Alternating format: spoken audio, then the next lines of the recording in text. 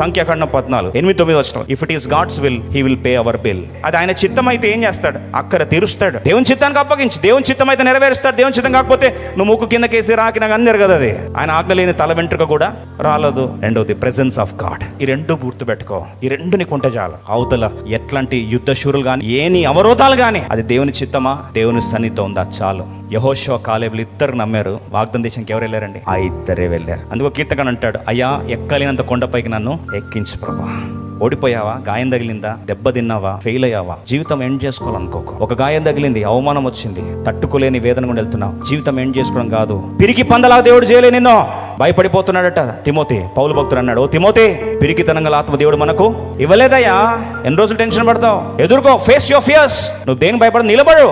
సామెతలు 24:16 అంటాడు, నువ్వు భక్తిహీనుడివా? కూలిపోతావు. అదే నువ్వు నీతిమంతుడివా? 7 సార్లు పడ్డా సరే పడి లేచిన కెరటంలాగా లేస్తావు.